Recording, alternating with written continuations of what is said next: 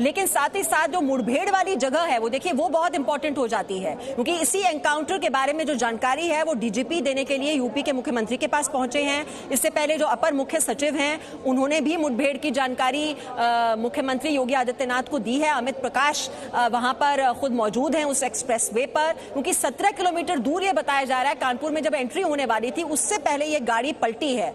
अमित प्रकाश, आप वो हमें जगह दिखा रहे थे जहां से भागने की कोशिश की विकास दुबे ने। ये 9mm की जो पिस्टल है, ये एक इंस्पेक्टर पचौरी बताए जा रहे हैं जो कि घायल हैं। वहां से विशाल पांडे ने हमें बताया कि वो अस्पताल में उनका इलाज चल रहा है। लेकिन मुठभेड़ वाली जगह पर जो सवाल लगातार विपक्षी दल पूछ रहे हैं, आप इस वक्त खुद वहां पर मौजूद हैं मुठभेड़ वाली जगह पर, कुछ सवाल क्या आपके जहन में खड़े हो रहे हैं? कुछ क्या शक पैदा होता है एनकाउंटर जिन हालात में हुआ है?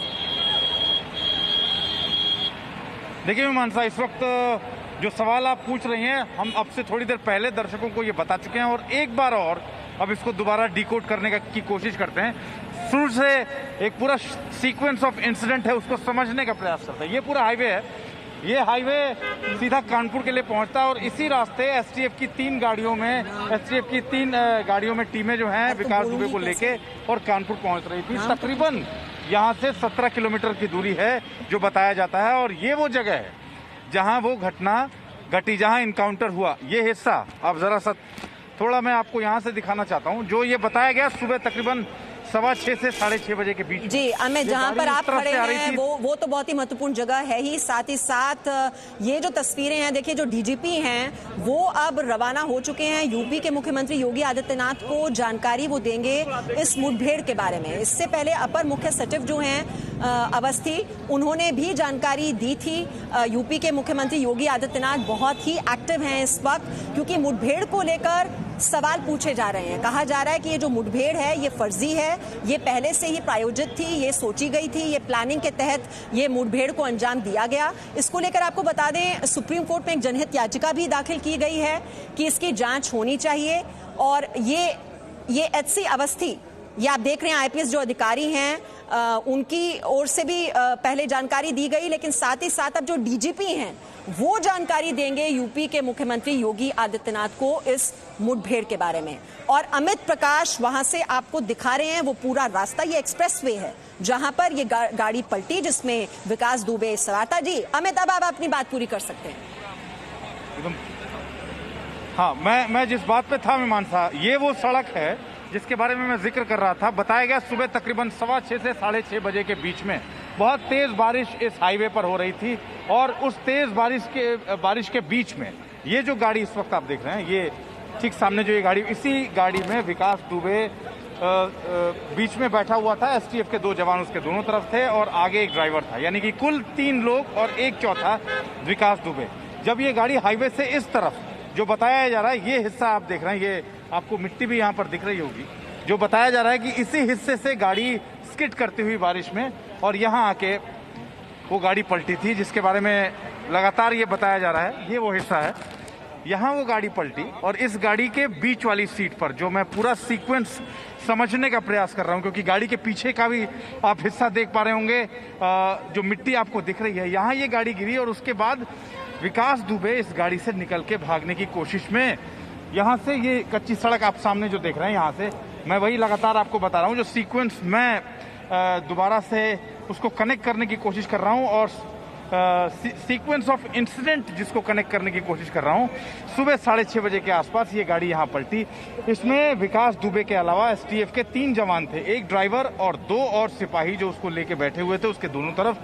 9mm की एक पिस्टल जिसको छीन के भागने के प्रयास में विकास दुबे इस गाड़ी से निकला और इस रास्ते से उसने भागने का प्रयास किया। पहले उसके पाँव में गोली, पहले उसके कमर में गोली मारी गई जैसा बताया गया, और उसके बाद उसको रोकने के लिए पहले उसको पैर में गोली मारी गई और उसके बाद उसके सीने में गोली मारी गई, जिसके बाद उसकी मौत हो गई अस्पताल ले जाते वक्त। हम आपको साफ साफ ये भी बता दें, ये पूरा इंसिडेंट जो है जिस पर लगातार सवाल उठ रहे हैं, जिसको लेकर लोग तमाम सवाल कर रहे हैं, इस वक्त एसटीएफ की ज्वाइंट टीमें और साथ साथ फॉरेंसिक लेबोरेटरी की टीम इस वक्त मौके पर है और उसी बात की जांच की जा रही है। अब से थोड़ी देर पहले हमने ये भी देखा कि मेन रोड से, इस मेन हाईवे से कितनी दूरी पर ये गाड़ी स्किड करके गिरी है, इसको भी इस्टेब्लिश करने की कोशिश की जा रही है। ये मीटर से इसको मैंने अभी देखा, अभी कुछ जी बिल्कुल अमित, ये अब धीरे धीरे ये बात समझ में आ रही है, दर्शकों को भी जरूर आ रही होगी, क्योंकि जहां पर ये गाड़ी पलटी है वो रास्ता भी आपने दिखाया जहां से ये भागने की कोशिश की विकास दुबे ने, लेकिन फिर जवाबी कार्रवाई हुई पुलिस की ओर से, गोलियां चलाई गई और फिर वो मृत घोषित कर दिया गया। विशाल पांडे अस्पताल से भी लगातार हमारे साथ हैं, लेकिन उस शहादत को याद कीजिए, वो 2 जुलाई की रात जब ये पुलिस की टीम वहां पर पहुंची थी उसे पकड़ने के लिए विकास दुबे को पहले ही जानकारी मिल गई थी और उसने पुलिस की टीम पर ये हमला किया। उसका पूरा गैंग वहां पर तैयार था, घर की छतों पर वो चढ़े हुए थे और वहां से गोलियों की बौछार कर दी और हमारे 8 पुलिसकर्मी शहीद हो गए। उन्हीं में से एक शहीद पुलिसकर्मी जितेंद्र पाल के भाई इस वक्त हमारे साथ हैं, सुरेंद्र पाल जी।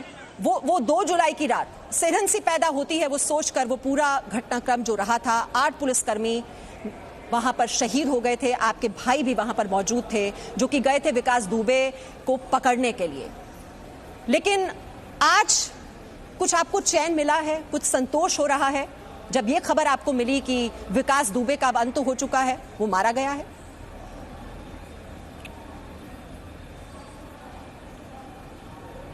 संतोष हुआ, थोड़ा बहुत जान करके जैसा उसने किया था उसका फल से मिला और हम खुश हैं। आज हमारे भाई को आत्मा शांति मिली तो हमारे घर वाले भी खुश हैं इस चीज़ से। जी सुरेंद्र पाल सिंह जी, जब जितेंद्र पाल गए थे वहां पर, ये पूरी की पूरी टीम वहां से रवाना हुई थी, आपने भी तो नाम सुना होगा विकास दुबे का, और क्या आपसे आपके भाई की कोई बात हुई थी वहां पर रवाना होने से पहले, उस रात के, अगर हम पूरे घटनाक्रम को याद करें? और विकास दुबे के बारे में जब आप ये नाम सुनते हैं कितना खौफ पैदा होता है?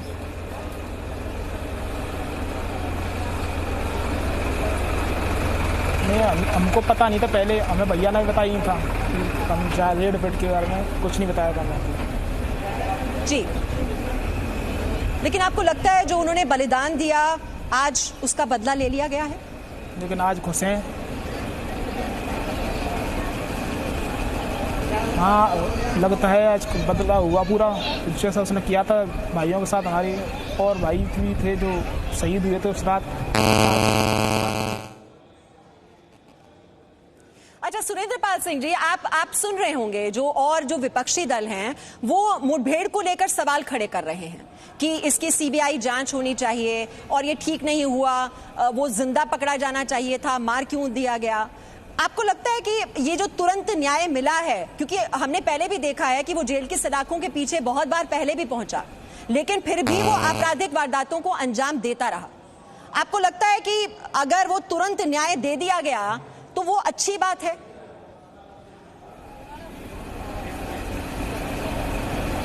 बहुत अच्छी बात है, क्योंकि अब दोबारा अगर ये जेल जाता तो फिर छूट के आता, फिर यही क्राइम करता, उससे कुछ नहीं होता। क्योंकि पहले आपने सुना होगा जो मंत्री थे बीजेपी के, तुरंत न्याय मिला है। जी वही मैं कह रही थी कि संतोष, पहले आपने सुना होगा शुक्ला, उनकी हत्या कर दी थी, सिद्धेश्वर पांडे की हत्या कर दी थी, दिनेश दुबे की हत्या कर दी थी, और वो तो जेल की सलाखों के पीछे जाकर भी वो वारदातों को अंजाम देता था। यहाँ तक कि वो तो पंचायत चुनाव जो है उनकी पत्नी भी लड़ी, वो भी जीत गई। तो ये तो अंत होता ही नहीं अगर उसे मार गिराया ना गया होता। तो मेरा आपसे यही सवाल है कि ये सही अंत हुआ है या आपको लगता है आपको ज्यादा खुशी होती अगर वो जिंदा पकड़ा जाता?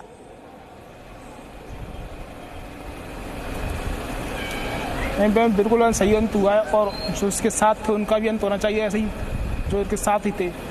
और सबसे ज्यादा उनको सख्ती तो उनको होनी चाहिए जिन्होंने वर्दी में रह के धोखा दिया है हमारे भाइयों को पीछे से।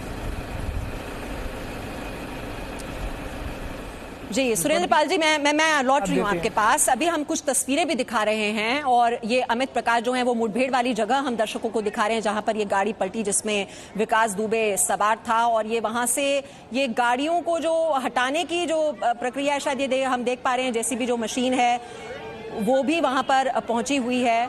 और अमित प्रकाश जो लगातार वहां पर आपको वो एक्सप्रेसवे दिखा रहे थे, जहां से 17 किलोमीटर दूर ही ये गाड़ी पलटी। अभी अमित वहां पर इस वक्त क्या हो रहा है, क्योंकि फोरेंसिक टीम भी वहां पर पहुंची हुई है, जो जांच पड़ताल है वो कब तक वहां पर होगी, इस गाड़ी को वहां से कब हटाया जाएगा, ये कुछ डिटेल्स के वहां पर दी जा रही है पुलिस टीम की ओर से। देखिए, इस वक्त मैं तस्वीरें दिखाना चाह रहा हूं, आप सीधी तस्वीरें इस वक्त देख रहे हैं। फोरेंसिक की टीम इस वक्त इस गाड़ी को यहां से हटाने की कोशिश कर रही है, क्योंकि अब से थोड़ी देर पहले एक मेजरमेंट ली गई थी कि आखिरकार मुख्य सड़क से कितनी दूर फिसलने के बाद ये गाड़ी यहां आके गिरी थी। इस वक्त ये सीधी तस्वीरें आप देख रहे हैं, इस गाड़ी को यहां से, जिस गाड़ी में विकास दुबे सवार था 3 सिपाहियों के साथ, उस गाड़ी को अब यहां से हटाने की कार्रवाई हो रही है। इस गाड़ी के ठीक सामने की ये तस्वीर अगर आप देखें, यहीं पर यहां से तकरीबन 100 कदम हम ये मान के चल रहे हैं ये जगह होगी जहां पर वो आपको 4 पुलिस वाले इस वक्त दिख रहे होंगे। वहां क्राइम सीन को कॉर्डन ऑफ किया गया है। वही वो जगह है जहां पर विकास यादव को भागते हुए मुठभेड़ में मार गिराया गया। पहले उसके पैर में गोली मारी गई और उसके बाद फिर जब उसने उसके बाद भी भागने का प्रयास किया तब एसटीएफ ने उसको मार गिराया। लेकिन इस वक्त की अहम खबर, इस वक्त की सबसे लेटेस्ट तस्वीर क्राइम सीन से ये है कि इस गाड़ी को अब यहां से हटाया जा रहा है। इस गाड़ी को फोरेंसिक साइंस टीम लेबोरेटरी लेके जाया जाएगा और अब ये तैयारी यहां से हो रही है कि इस गाड़ी को यहां से हटाने की तैयारी चल रही है। तस्वीरें आप लगातार देख रहे हैं, ये सारी तस्वीरें लाइव पहुंच रही हैं हमारे दर्शकों तक। और अब ये हिस्सा अगर आप देखिए, ये पूरा का पूरा हिस्सा मुख्य सड़क से जब ये गाड़ी स्किड करके यहाँ गिरी थी और उसके बाद ये गाड़ी पलटी थी, इसी गाड़ी से निकलने का इसी गाड़ी में सवार था विकास दुबे और यहाँ से निकल के भागने के प्रयास के दौरान उसको मार गिराया गया। इस वक्त जो तस्वीरें आप देख रहे हैं, अब ये तैयारी है, चूंकि फोरेंसिक की टीम यहाँ पहुंच गई थी, उसने इस गाड़ी के पहियों से जो मुख्य सड़क की दूरी का मेजरमेंट और तमाम वो टेक्निकल चीजें हैं जो जांच का विषय है इसमें, उसको वो सारे मेजरमेंट्स और सारी कार्रवाई के बाद अब इस गाड़ी को यहाँ से ले जाने की कार्रवाई की जा रही है। यहाँ से इस गाड़ी को सीधा फोरेंसिक साइंस लेबोरेटरी जो कानपुर में है वहां ले जाया जाएगा। जी, तो ये जेसीबी मशीन जो है वो भी हम देख पा रहे हैं तस्वीरों में, और ये जो गाड़ी पलटी हुई है जिसमें सवार था विकास दुबे, अब वहां से हटाने की जो प्रक्रिया है इस वक्त शुरू हो चुकी है। और साथ ही वो अस्पताल जहां पर जो 4 पुलिसकर्मी जो विकास दुबे के साथ सवार थे उनको इलाज के लिए वहां पर ले जाया गया है, क्योंकि वो घायल अवस्था में वहां पर पहुंचे हैं। विशाल पांडे इस वक्त हमारे साथ हैं। विशाल, वो 4 जांबाज पुलिसकर्मी जो एनकाउंटर वाली जगह पर मौजूद थे, ये 9mm की पिस्टल छीनने की कोशिश की, आप बता रहे थे कि वो इंस्पेक्टर जो पचौरी हैं जिनसे छीनने की कोशिश की, वो भी उन घायल पुलिसकर्मियों में शामिल हैं। अभी क्या अपडेट है अस्पताल से? बिल्कुल, देखिए इस वक्त अब से थोड़ी देर पहले उन 4 पुलिसकर्मियों को हैलट अस्पताल लेकर आया गया है सीएचसी कल्याणपुर से, और उसमें इंस्पेक्टर पचौरी भी शामिल थे, जिनकी पिस्टल विकास दुबे ने आज सुबह छीनने की कोशिश की थी, जिसके बाद गाड़ी पलट गई थी और फिर उसके बाद विकास दुबे भागने की कोशिश कर रहा था और शायद विकास दुबे ने इन पर हमला भी किया और इसीलिए इनकी वर्दी पर खून के निशान थे, इनके हाथों पर पट्टियां बंधी हुई थी, सिर पर चोट के निशान थे, नाक पर चोट के निशान थे, और जिसमें से 2 पुलिसकर्मी बेहोश थे। एक बार मैं आपको यहाँ की तस्वीरें दिखा देता हूँ उस तरफ की। आप देखिए किस तरह से यहाँ पर तमाम मीडिया कर्मी अस्पताल के बाहर मौजूद है, पुलिसकर्मी मौजूद है, कानपुर पुलिस यहाँ पर है, एसटीएफ के जवान यहाँ पर मौजूद है। डॉक्टर्स उन 4 पुलिसकर्मियों का इलाज कर रहे हैं जो इस वक्त घायल है, क्योंकि ये वही 4 पुलिसकर्मी हैं जिन्होंने बेहद बहादुरी से आज सुबह विकास दुबे को भागने से रोकने की कोशिश की, लेकिन जब विकास दुबे नहीं रुका तो इन्हें मजबूरन एनकाउंटर करना पड़ा और विकास दुबे का अंत हो गया। चाहे एनकाउंटर वाली खबर हो, चाहे मुठभेड़ वाली जगह से आप देख रहे हैं अमित प्रकाश जो हैं वो एक्सप्रेसवे पर मौजूद हैं जहां पर ये गाड़ी पलटी है। जो विकास दुबे की गिरफ्तारी की खबर थी वो सबसे पहले आपने जी न्यूज पर देखी, और जो पुलिसकर्मियों की हत्या हुई थी जिस रात से लेकर आज तक ये जो एनकाउंटर हुआ है, हर विश्वसनीय खबर आप देख रहे हैं। अमित प्रकाश इस वक्त वहीं पर मुठभेड़ वाली जगह पर, इस वक्त अमित वहां पर क्या हो रहा है?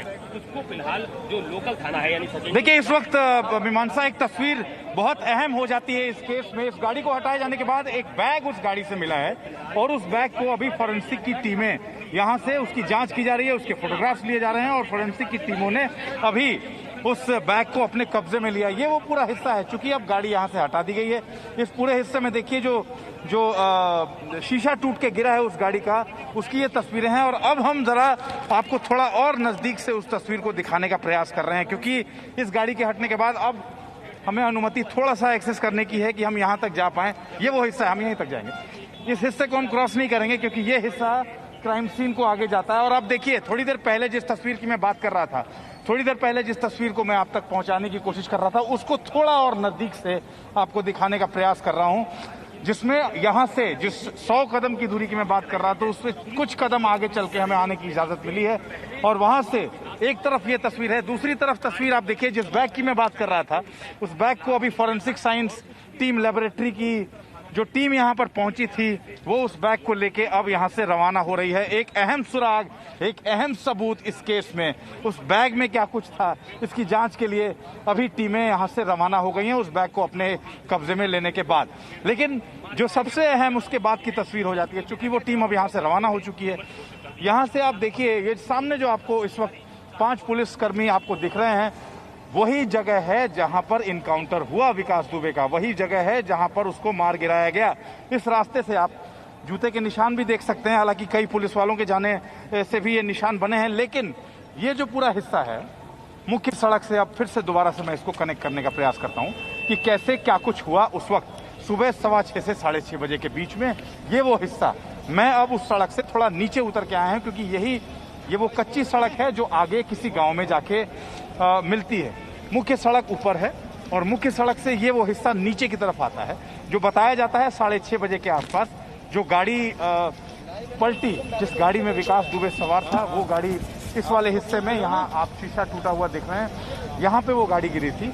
और इस गाड़ी के यहाँ गिरने के बाद विकास दुबे निकल के भागने के प्रयास में, जो विशाल बता रहे थे, इंस्पेक्टर पचौरी जो उसके साथ में थे, 2 पुलिस वाले उसके दोनों तरफ थे, एक 9mm की पिस्टल छीन के विकास दुबे इसी रास्ते से भागने के प्रयास में उस जगह पे, बताया जाता है कि आधे रास्ते ही गया था। और जब पुलिस वालों को लगा कि अब ये यहाँ से भागने के प्रयास में है, तो उसके पहले पैर में गोली मारी गई और उसके बाद भी जब वो नहीं रुका, फिर उसका इनकाउंटर किया गया उस जगह में। तो शायद जो सीक्वेंस ऑफ इंसिडेंट है उसके जरिए हम यहाँ से ये समझने का प्रयास कर रहे हैं। और मैं शायद ये तीसरी या चौथी बार बता रहा हूँ, जो हमारे दर्शक अभी जुड़े हैं हमारे साथ, उनको दोबारा से एक बार फिर वो समझाने का प्रयास करते हैं कि आज अमित ये जो तस्वीर आप दिखा रहे हैं, कच्चा रास्ता जहां से वो भागने की कोशिश कर रहा था, एक्सप्रेसवे भी हम देख पा रहे हैं जहां पर ये गाड़ी पलटी है। लेकिन एक और तस्वीर जो कल की है, महाकाल मंदिर में जब पहुंचा था दर्शन करने के लिए विकास दुबे, और वहां पर उज्जैन में जब उसकी गिरफ्तारी हुई, ये तस्वीर उस वक्त की है जो आप इस वक्त देख रहे हैं टेलीविजन स्क्रीन पर।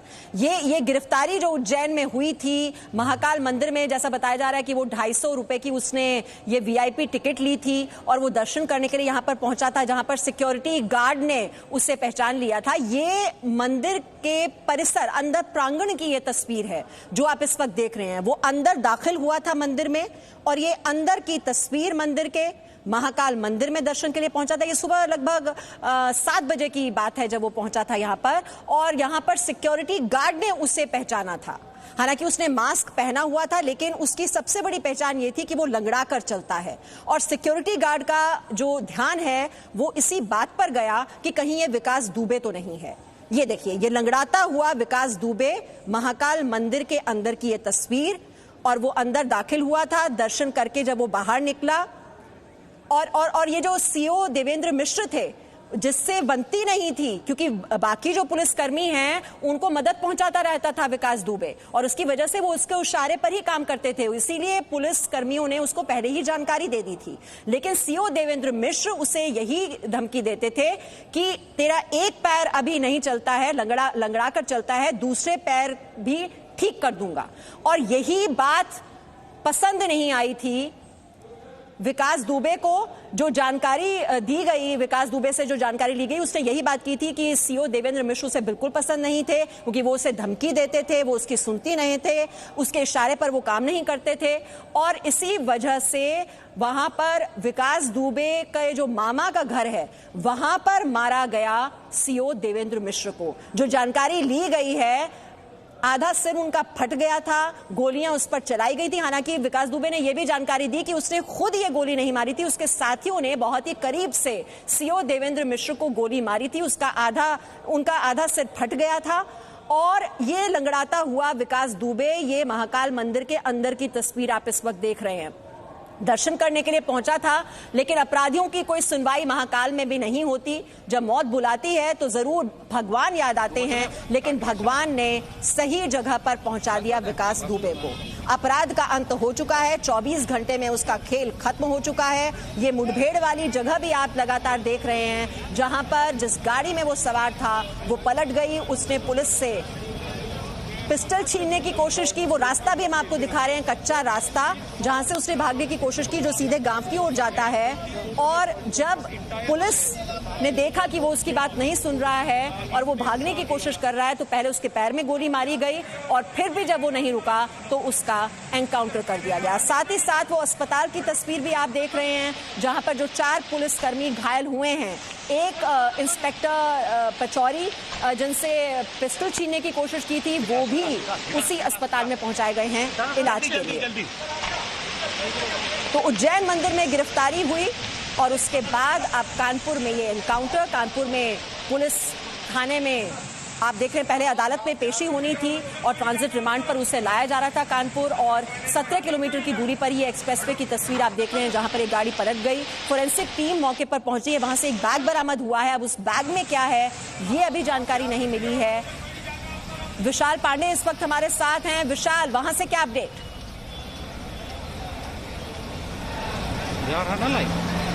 देखिए, अपडेट फिलहाल मीमांसा यही है कि विकास दुबे का पोस्टमार्टम यहाँ पर चल रहा है हैलेट अस्पताल में, और यहाँ से उसके बाद उसकी डेड बॉडी को शायद जो अगर उसके परिवार से कोई क्लेम करने आएगा तो उसको दिया जाएगा। अभी फिलहाल हैलेट अस्पताल में पोस्टमार्टम का काम चल रहा है और इसके अलावा यहाँ पर 4 पुलिसकर्मी जो घायल थे उन्हें लाया गया है। क्योंकि आप देखिए, यूपी के मुख्यमंत्री योगी आदित्यनाथ इस वक्त बैठक कर रहे हैं और उनके आवास पर यह बैठक हो रही है। हमने आपको बताया था, जो अपर मुख्य सचिव हैं उनकी ओर से जानकारी दी गई इस मुठभेड़ के बारे में यूपी के मुख्यमंत्री योगी आदित्यनाथ को। और उसके बाद डीजीपी जो हैं वो भी वहां पर रवाना हो गए थे उनके घर के लिए। ये उच्च स्तरीय बैठक की जा रही है जिसमें सीएम योगी को एनकाउंटर की पूरी जानकारी दी जा रही है। अपर मुख्य सचिव अवनीश अवस्थी और डीजीपी इस बैठक में खुद मौजूद हैं और मुठभेड़ किन हालात में ये हुई उसके बारे में जानकारी दी जा रही है। विशाल हमारे साथ हैं। जी विशाल।